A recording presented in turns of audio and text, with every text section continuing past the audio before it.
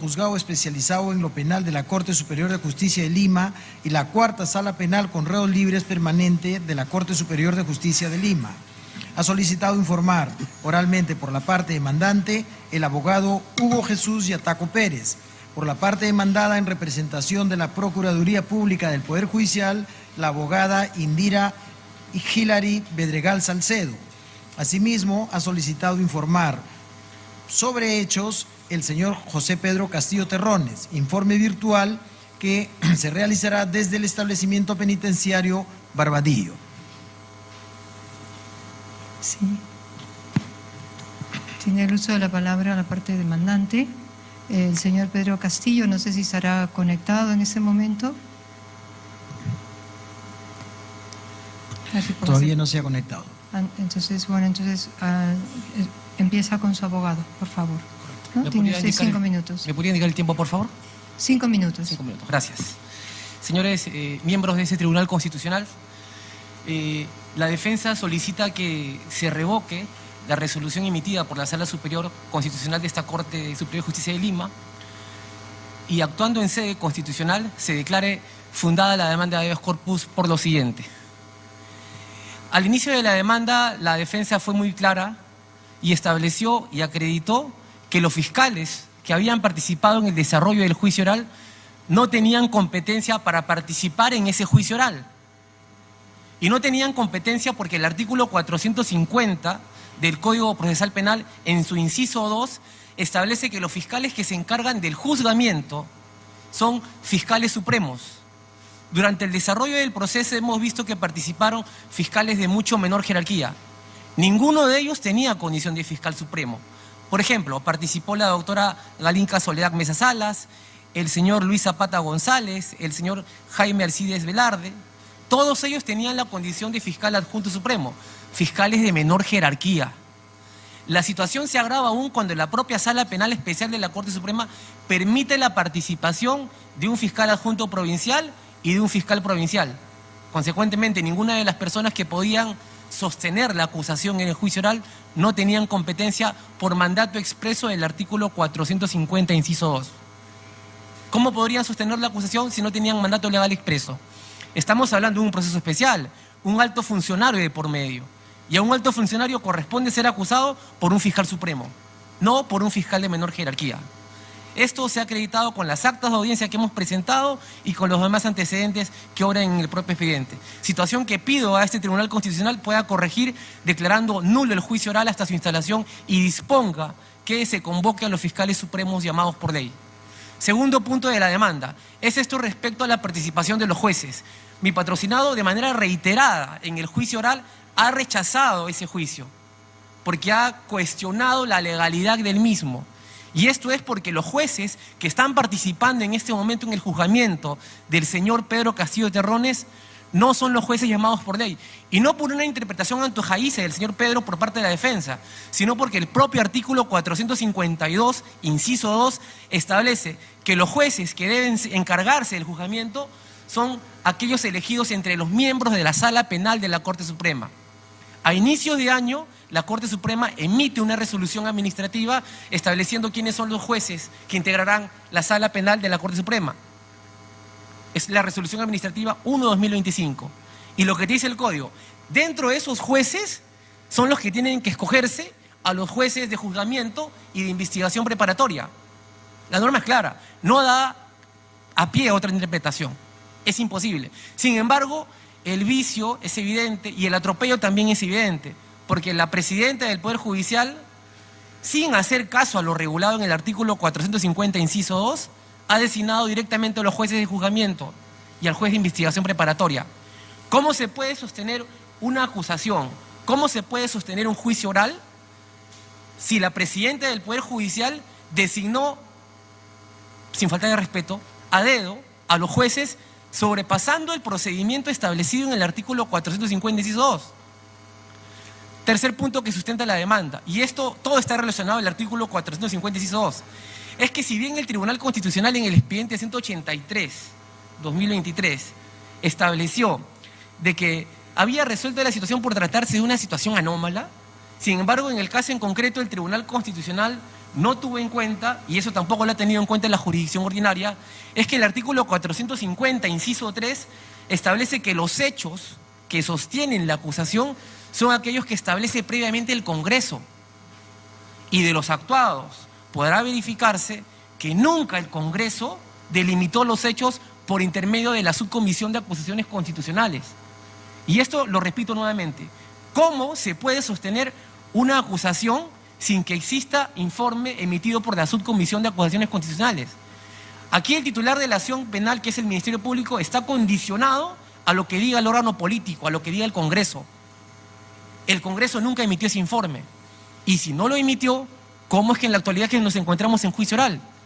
Pido se tengan en cuenta estos argumentos porque el día jueves será la lectura de sentencia de este caso y lo más probable es desde el punto de vista de que haya una sentencia condenatoria. Pido la intervención inmediata del Tribunal Constitucional, aun si no fuera posible con una sentencia de repente a la brevedad, pero sí con una medida cautelar en atención a lo señalado en el artículo 25 de la Convención Americana de Derechos Humanos, que establece que el recurso como este debe ser efectivo. Y la única manera de que esta decisión pueda ser efectiva, sea en sentido negativo o no en favor de la defensa, es que pueda de repente suspenderse el pronunciamiento hasta que el Tribunal Constitucional establezca si el juicio oral es constitucionalizado. Porque recordemos que este proceso regulado en el artículo 449 y 450 se encuentra definitivamente ligado a lo que establece el artículo 99 de la Constitución, que establece quiénes son los aforados. Y mi patrocinado tuvo la condición de presidente de la República, máximo representante de la nación. Es todo, señores jueces. Muchas gracias. Tiene usted 5 minutos también. Muy buenos días, señora presidenta de este ilustre pleno, señores magistrados y con la parte demandante. En representación de la Procuraduría Pública del Poder Judicial, solicitamos que esta demanda de habeas corpus a favor del señor Pedro Castillo Terrones, expresidente del Perú, se desestime. Como bien lo ha manifestado la parte demandante, pretende, de acuerdo al petitorio de su demanda, la nulidad de actos procesales de acuerdo al juicio oral que se ha llevado al señor Pedro Castillo, manifestando expresamente nulidad de los actos procesales a partir de la fecha 4 de marzo del 2025, por infracción al derecho a la legalidad ante la competencia de jueces provisionales supremos. Sin embargo, lo que puede advertir esta Procuraduría es que, de acuerdo a la naturaleza de este proceso constitucional de habeas corpus, en ninguno de sus argumentos nos ha acreditado la conexidad de este presunto vicio en cuanto a su defensa con el derecho a la libertad, que deba tutelarse en esta acción constitucional. Es por ello, señores magistrados, que de acuerdo al contenido de este expediente constitucional, como bien se ha dado cuenta, si bien es cierto, el artículo 450, numeral 2 del Código Procesal Penal faculta al persecutor de la acción penal en este tipo de casos complejos a los jueces supremos. Sin embargo, señores magistrados, no se ajusta a la realidad que no existiría competencia en cuanto a los jueces adjuntos supremos, los cuales han sido legítimos y han tenido la competencia como tal de acuerdo a resoluciones emitidas por la Fiscalía Suprema.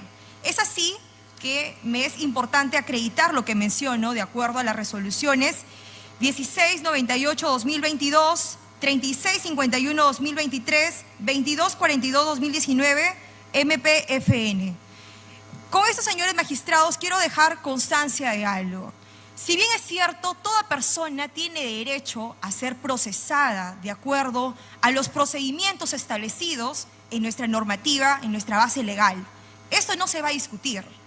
Pero también hay que tener en cuenta que no cualquier cuestionamiento, de acuerdo a la defensa, incide en una nulidad, incide en un vicio, puesto que en el artículo 450, numeral 2 del nuevo Código Procesal Penal, no señalan un impedimento para que un juez facultado por la fiscalía, para un fiscal facultado por la Fiscalía Suprema tenga la legitimidad para llevar a cabo y participar en una audiencia de juicio oral. Por tanto, esto, lo que estoy manifestando, lo puedo acreditar de acuerdo a la Ley Orgánica del Ministerio Público, artículo 43, en los cuales especifican la facultad y la legitimidad de la actuación de la Fiscalía Suprema y a quién ha designado para que conlleve a cabo, evidentemente, el proceso penal, específicamente en el juicio oral. Asimismo, doy énfasis al artículo 159 de la Constitución Política del Perú y al mismo artículo que pretende ampararse la parte demandante, como es el artículo 450, numeral 2 del Código Procesal Penal. En ese sentido, también quiero dar cuenta que este cuestionamiento en aras de realizar un control de constitucionalidad propiamente, la parte demandante tampoco ha cuestionado haber planteado, de acuerdo a su defensa, alguna nulidad o algún cuestionamiento respecto a esto. ¿Por qué doy énfasis a esto, señores magistrados? Porque como bien se ha establecido en varias sentencias del Tribunal Constitucional, se tiene que realizar un control de constitucionalidad, evidentemente, de acuerdo a la naturaleza. Es decir, el habeas corpus, como bien se sabe, no es una acción en la cual se va a declarar derechos, sino evidentemente se va a reparar o restituir derechos. Sin embargo, la parte demandante no ha acreditado eso, señores magistrados, no ha acreditado cuestionar y que evidentemente el Poder Judicial, de acuerdo a un vicio supuesto, a una nulidad, haya emitido pronunciamiento al respecto. Por tanto, esta Procuraduría solicita que se desestime esta demanda de habeas corpus. Muchas gracias. Tiene usted 3 minutos para la réplica. Gracias. Precisamente en primera instancia, tanto la Judicatura, ¿no?, la Sala Superior y ahora la Procuradora han intentado incorporar un argumento que no fue propuesto por la defensa, y esto es a la provisionalidad de los jueces y fiscales. ¿Ya? Eso tiene otro tipo de argumento del cual también nos oponemos, pero lo trataremos en otro incidente. Pero ellos lo han incorporado. ¿Ya? Y no queremos allí irnos más allá de lo que establece el artículo 450 y digamos lo siguiente: sobre la norma especial, ¿qué otra norma puede sobreponerse? Ni siquiera la ley orgánica, porque la ley orgánica es para procesos comunes, no para procesos especiales como los que se dirige en contra de altos funcionarios. Más aún cuando el artículo 63 del Código Procesal Penal establecía que el ámbito de la actividad del Ministerio Público, en lo no previsto por este código, será el señalado por su ley orgánica. Es decir, solamente lo no regulado por el código me tengo que remitir a la ley orgánica. Ya se reguló quiénes deberían de participar, ¿por qué me tengo que ir a la ley orgánica? Ha establecido también de que no hay una afectación directa a la libertad. Estamos a punto de una lectura de sentencia y me va a decir que la participación de fiscales que no tienen competencia, la participación de jueces que no tienen competencia, la ausencia de hechos que no tienen competencia, ¿no tiene incidencia directa en el derecho a la libertad de mi patrocinado? Estamos a puertas de una lectura de sentencia sobre un juicio que nunca debió de instalarse en esas circunstancias. Y ojo, nadie, señores magistrados, absolutamente nadie le hizo clamo a los reclamos que mi patrocinado hizo en juicio. Podrán decir cualquier cosa respecto a la manera en cómo los propuso, pero tiene razón. Los jueces no son competentes, el juicio no está ordenado. La ilegalidad también se da desde que no existen unos hechos que puedan ser autorizados por la autoridad competente, que era el Congreso. ¿Qué norma facultaría ahora la participación de los fiscales adjuntos? Ninguna, porque son de menor jerarquía, y prueba de ello es que la conclusión para que pueda participar un fiscal supremo es porque él no tiene que pedirle permiso a nadie. El fiscal adjunto sí, tiene que pedir permiso para ver si procede sobre una desvinculación procesal, por ejemplo. Y lo hizo cuando se pidió la desvinculación procesal. No puedo emitir pronunciamiento porque tengo que pedirle permiso a mi fiscal supremo, al fiscal titular del despacho. Ese precisamente es la variante, la que pedimos que se respete. Ahora, probablemente se quiera cuestionar el tema de que no existe una resolución firme, y la resolución firme es la resolución número 1 que convoca al juicio oral, que dentro del marco procesal penal es inimpugnable. Y por lo tanto, al ser inimpugnable, es esa la resolución la que estamos cuestionando y la que pedimos que se respete, sobre todo porque ni siquiera se ha desarrollado en sus propios términos. Verifiquemos dentro de los anexos que esta resolución, cuando convoca a los sujetos procesales, dice expresamente: cítese a la fiscal suprema de la segunda Fiscalía Suprema de Delitos de Corrupción de Funcionarios. ¿Dónde está la fiscal suprema? Nunca llegó. Hicieron lo que quisieron con el señor Pedro Castillo. Gracias. Pues tiene usted 3 minutos para la réplica. Muchas gracias, señora presidenta. Esta Procuraduría una vez más advierte que la parte demandante no ha logrado rebatir y acreditar la vulneración del derecho de la legalidad conexa con la libertad individual del señor Pedro Castillo Terrones. Porque quiero hacer acá una aclaración. El señor Pedro Castillo Terrones no está privado de su libertad por la competencia del fiscal supremo o la competencia del fiscal adjunto supremo, sino porque está cumpliendo una prisión preventiva. Aquí quiero aclarar esto. Otro punto, señores magistrados. Como bien se sabe, de acuerdo a reiterado pronunciamiento del Tribunal Constitucional, principio de trascendencia, de acuerdo a este proceso constitucional, no cualquier vicio incide, evidentemente, en una nulidad de acuerdo a este principio, puesto que, de acuerdo a este habeas corpus, no nos ha acreditado. Y asimismo, en cuanto al principio de corrección funcional, como bien se sabe, evidentemente, para cuestionar una vulneración, evidentemente debe haber un vicio y haberlo cuestionado o recurrido en la vía ordinaria, lo cual no ha hecho y está desconociendo, en todo caso, de acuerdo a su estrategia de defensa, algún recurso de nulidad, lo cual no han deducido, no se ha planteado y directamente se está llevando en este habeas corpus. Por tanto, solicitamos que se declare improcedente esta acción constitucional. Muchas gracias.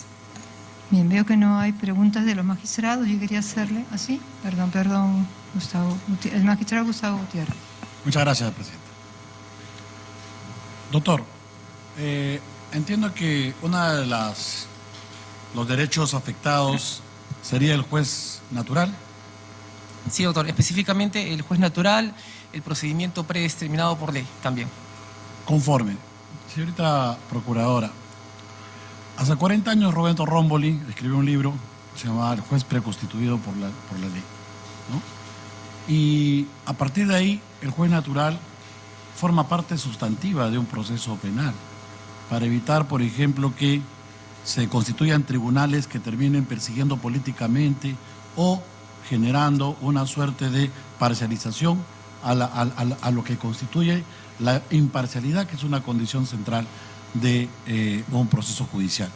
En este caso, siendo un presidente de la República y señalando la ley que debe ser juzgado por sus propios pares, en este caso jueces supremos, se supone que titulares, entonces ¿cómo es que se puede derribar o derrotar ese dogma que hoy en día se ha convertido el juez preconstituido en la función jurisdiccional, con la designación a dedo, porque así como se designan los supremos provisionales, designación a dedo de la presidenta del Poder Judicial para poder enjuiciar a un presidente de la República?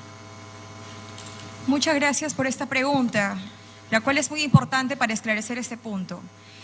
Quiero acá precisar que, en primer lugar, de acuerdo al cuestionamiento netamente, el fiscal supremo, de acuerdo a lo que ha manifestado, que no estaría participando en este juicio oral, no se ajusta a la realidad, porque eso no se ha desconocido. Hay un fiscal supremo y hay jueces, evidentemente, competentes en el desarrollo del juicio oral. Asimismo, también quiero hacer énfasis que, evidentemente, de acuerdo a la ley de carrera fiscal y ley orgánica del Ministerio Público, en respeto a la Constitución y al debido proceso, doctora, mi pregunta están sobre actuando los jueces. para terminar. O sea, yo quisiera, después seguramente los magistrados pueden preguntar, yo estoy hablando no del fiscal, el fiscal tiene otra connotación. Correcto. Cuando Romboli habla del juez preconstituido, habla de ese tribunal que se ha instalado para juzgar a un presidente de la República por una designación a dedo. Se ha creado un tribunal técnicamente para poder juzgar a un presidente de la República. Esa es mi pregunta. Aquí quiero precisar que esta pretensión no es objeto de cuestionamiento de esta demanda. Su demanda, su pretensión ha sido en la competencia de los fiscales supremos, lo cual estaría respondiendo con lo antes señalado. Entonces, doctor, no es lo que usted me está diciendo, porque yo le he preguntado por eso si es que la pretensión es la afectación del juez natural. Doctor, permítame decirle que en la sala superior se estableció de manera categórica, y probablemente la procuradora no haya revisado esa parte de la audiencia antecedente, donde sí se expresó los agravios respecto a la participación de los jueces, de manera expresa. Ahora, la lógica de que no se haya respetado al juez natural también es extensiva a la no participación del fiscal llamado por ley. Si existe un juez natural, también debe existir un fiscal natural. Si existe un juez legal, también debe existir un fiscal legal. Mi pregunta es sobre los jueces, Sí. no sobre el fiscal. Entonces, usted ha empleado mal, en todo caso, lo que está haciendo la procuradora. En lo absoluto, doctor. No se ha planteado... No, porque la estructura fiscal es distinta, doctor. Es una estructura vertical donde finalmente se puede asignar fiscales. Tienen otra naturaleza. Pero hablamos de un tribunal, de una sala. para juzgar a un presidente de la República. Esa era mi pregunta. Claro, doctor, Entonces, ese es el punto sí, central. Sí, doctor, lo que tiene que tener presente este Tribunal Constitucional es que en ambos casos el Código regula la participación de jueces y fiscales en el artículo 450.2. Remitámonos a eso, y es lo que pido. ¿Ya? Y sobre ese planteamiento se verifique si es que hay una delegación adecuada tanto para el juez como para el fiscal. Y la judicatura, por lo menos en lo que me está preguntando, acierta. La composición de los jueces no fue la adecuada. ¿Ya? Y no tendríamos que ser muy, ¿qué le digo? Conforme. Conocedores, ¿no? Gracias, Eso. presidente. Tiene Ya. la palabra del Gracias. magistrado. Señor abogado, el artículo 450, inciso 2, ¿sí?, del Código Procesal Penal modificado. ¿Cómo, de acuerdo a ese artículo, quisiera saber cómo debería haber sido la designación de los jueces? A ver, ¿cómo debería haber sido? Me Efectivamente, gustaría. a partir de la breve modificación o corta Sí. modificación que se hizo en el año 2021, el mandato legal se tendría que desarrollar de la siguiente A manera. ver. Constituido la Sala Penal Permanente, ¿ya?, y la Sala Penal Transitoria de la Corte Suprema, deberían haber convocado una reunión y dentro de ellos dentro de los 10 jueces, haber elegido a un juez de investigación preparatoria y a los 3 miembros de la Sala Penal Especial. Y los restantes debieron haber actuado como Sala Penal de Apelaciones. Ya. Y eso no ha ocurrido. En ningún momento, porque Usted la dice que resolución quien ha 1/2000 designado es ¿Doctor? la presidenta del Poder Judicial. Sí, la resolución 1/2025, emitida este año, la presidenta del Poder Judicial, apartándose de este dispositivo, de esta garantía, designó de manera directa al doctor Guerrero, al doctor Neira Flores y a la doctora Norma Chávez. Dígame, en el caso que usted plantea, están las dos salas, la permanente y la transitoria, ¿correcto? Dentro de los 10 miembros tenía que haberse elegido, ¿sí?, Correcto. ya sea titular o ya sea provisional. Efectivamente, porque sea titular o provisional bajo esa lógica. Pero nosotros tenemos otro argumento para poder cuestionar la provisionalidad. Pero en este momento estamos hablando respecto a la designación estrictamente. Y en un principio los 10 tendrían legitimidad para poder designar. Solo entre los 10. En este caso. En este caso, sí. Ya, gracias. Sí, ¿quieres tener? Sí, señores magistrados, en el ejercicio de la defensa de esta Procuraduría quiero hacer una observación. El meollo del cuestionamiento en cuanto a la competencia de los jueces que ahora está trayendo la parte demandante no es objeto de la demanda de habeas corpus. Este cuestionamiento lo está trayendo recién en esta audiencia de recurso de agravio constitucional. Es por ello que pido, en igualdad de armas, y que no se tergiverse evidentemente el cuestionamiento de esta demanda, que tengan en cuenta ello. Muchas gracias. Solamente para precisar, doctora, eso no es cierto. Tal y lo indiqué, lo invocamos de manera directa en la audiencia de apelación y la sala ni siquiera tocó estos agravios. Se fue por la improcedencia. A ver, una cosa es que usted lo haya tocado en la audiencia y otra que el recurso de agravio constitucional lo ha incluido. ¿Lo ha incluido? ¿Usted ha incluido el recurso de agravio constitucional? ¿Ha hecho referencia a esta Doctora, situación? tal como se puede expresar de la regulación actual del Código Procesal Penal, no requiere fundamentación escrita previa, pero por eso es que lo estoy expresando en este momento, teniendo a colación que esto también ha sido repetido previamente en la Sala Superior de Apelaciones. Entonces hay correlación entre el suceso y los hechos. Bien, el magistrado Pedro Hernández quiere hacer una pregunta. Sí, solamente una precisión sobre el particular. No creo que eso sea un argumento, opinión personal, porque al final tenemos el principio de una novicuria y el principio de suplencia que es deficiente, o sea, no hay ningún inconveniente. Gracias, presidente. Muy bien, no habiendo más preguntas, vista la causa, queda el voto. Gracias. La siguiente causa, la número 10, expediente 1987 año 2024, proceso de habeas corpus, interpuesto por la Federación Nacional